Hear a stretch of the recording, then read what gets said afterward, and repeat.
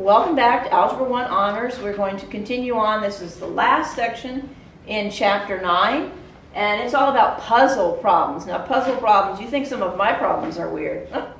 A stranger person designed Section 9-7. It's even odder. Right? But we're going to cover one of them anyway.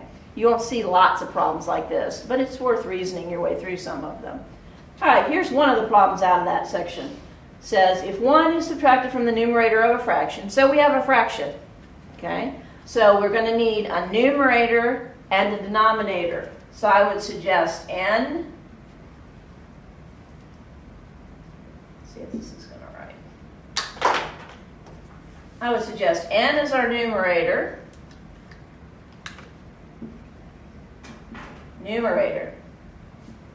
And d as our denominator.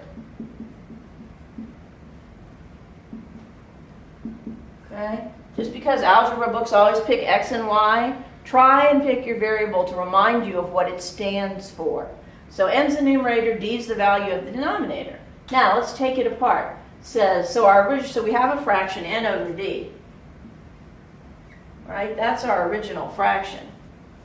It says if 1 is subtracted from the numerator of a fraction. Well, there's our fraction. Let's come over here and subtract 1. That's subtracting 1 from the numerator. The value of the resulting fraction, so we're not doing anything to the denominator. It says the value of the resulting fraction is 1/2. Okay, that's sentence number 1. Now we have to take the second one apart. However, if 7 is added to the denominator, okay, so here's the denominator, we're going to add 7. D plus 7 of the original fraction. The value, okay, so we're not doing anything to the numerator this time. So our numerator is staying the same. The resultant fraction is 1/3. There we go. Now we have 2 equations and 2 variables and 3 possible ways to solve the problem. Graphing, cross that one off. Elimination, we're not quite to that point yet, and or substitution.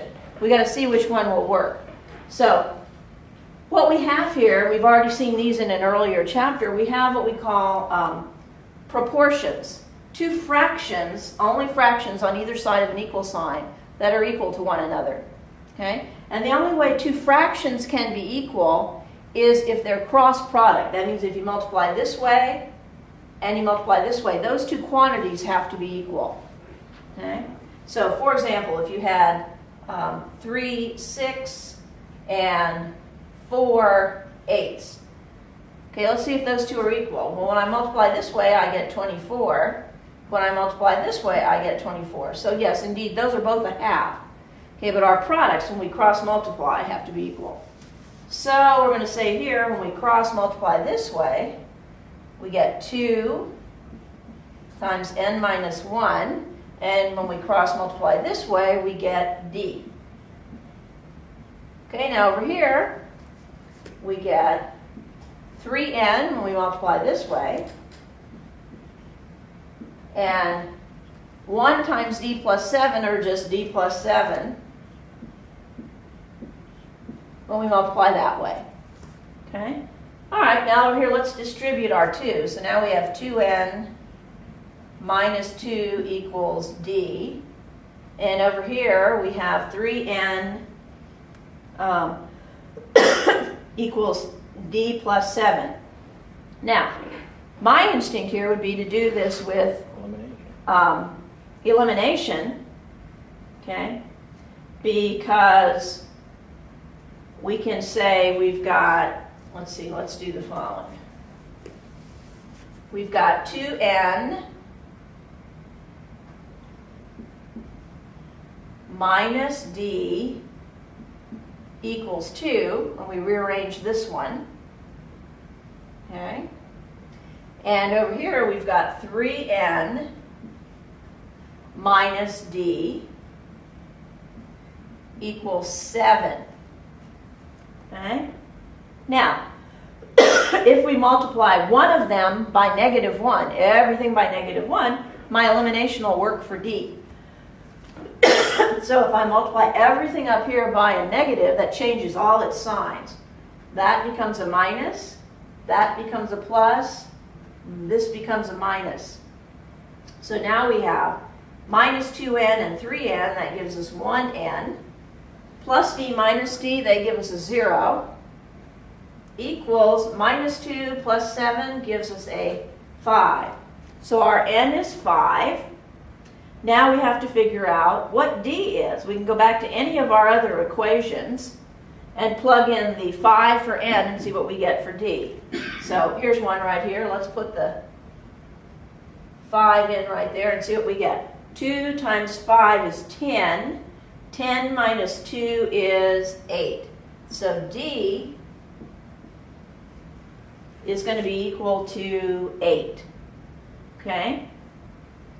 Now, let's go back and make sure that our answer, so we got an n is 5 and a d is 8. That means our original fraction is 5/8.